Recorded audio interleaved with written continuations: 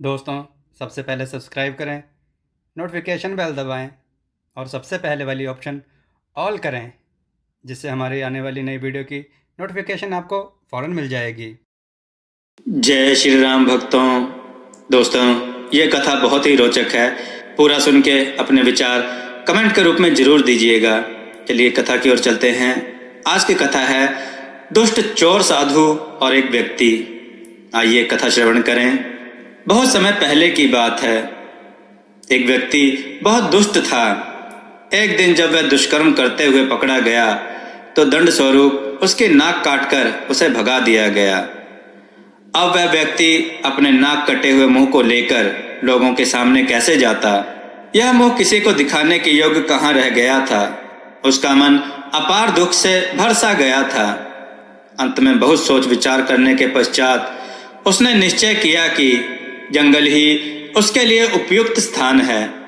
वह जंगल में वास करने लगा। उसने किसी तरह से बाघ की खाल हासिल की और साधु का भेष बनाया। उस खाल को बिछाकर अपना आसन जमा कर बैठ गया। किसी को आता देखकर तुरंत गंभीर ध्यान की मुद्रा बना लेता। लोग उसे बड़ा सिद्ध महात्मा समझने लगे और धीरे धीरे उसकी ख्याति फैल गई।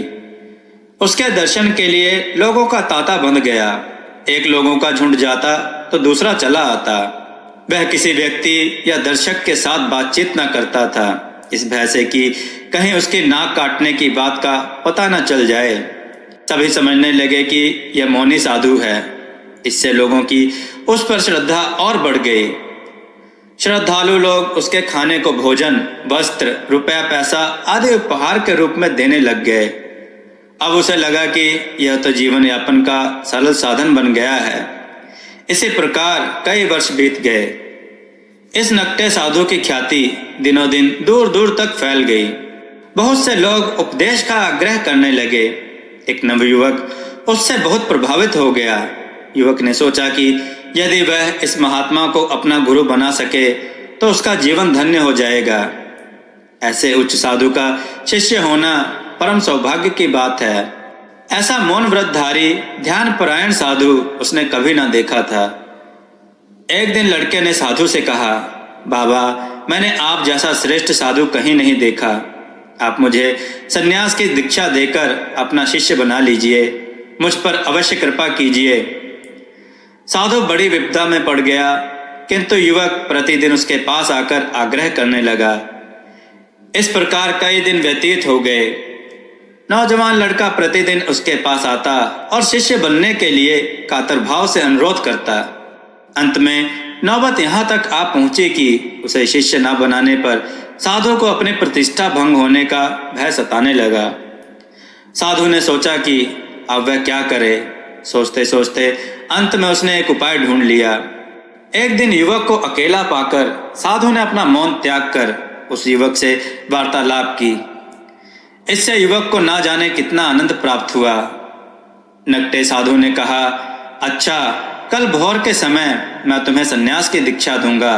एक उस्तरा साथ ले आना। दूसरे दिन भोर होने से पहले ही युवक उस्तरा हाथ में लेकर साधु के पास आ गया। साधु ने पूछा, उस्तरा ले आए हो? हाँ महाराज, यह रहा। युवक ने अत्यंत भक्ति भाव से उस्तरा साधु के हाथ में देकर प्रणाम किया।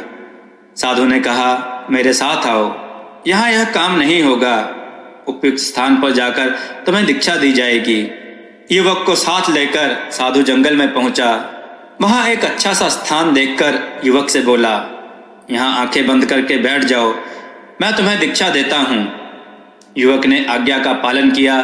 साधु ने तुरंत उस तरह से युवक की नाक काट डाली। साधु के इस व्यवहार से युवक के होश ठिकाने ना रहे। नकटा गुरु शिष्य से गंभीर भाव से बोला, देखो बेटा, यही मेरी दीक्षा है। मुझे भी इसी प्रकार दीक्षा मिली थी और मैं भी इसी प्रकार सन्यासी बना था। तुम्हें भी मैंने उसी ढंग से सन्यासी बना दिया है। अब से तुम भी मेरी तरह साधुता या फकीरी करके खाया करो।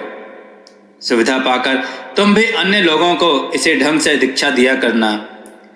यह कहकर नकटा साधु अपने स्थान पर चला गया। शिष्य ने लज्जा के मारे अपनी दीक्षा की कहानी किसी को नहीं बताई। फिर भी गुरु के उपदेश के पालन का भरसक प्रयत्न करता रहा। इस प्रकार से दोस्तों बहुत से लोगों ने पूरे देश भर में साधु बनने का ढोंग किया। दोस्तों अपने विचार और सुझाव कमेंट में जरूर दें। हमारी कथाओं को लाइक करें, हमारे चैनल को सब्सक्राइब करना ना भूलें। हमारी कथाओं को शेयर जरूर करें जिससे लोगों को अच्छा ज्ञान प्राप्त हो। जय श्री राम भक्तों।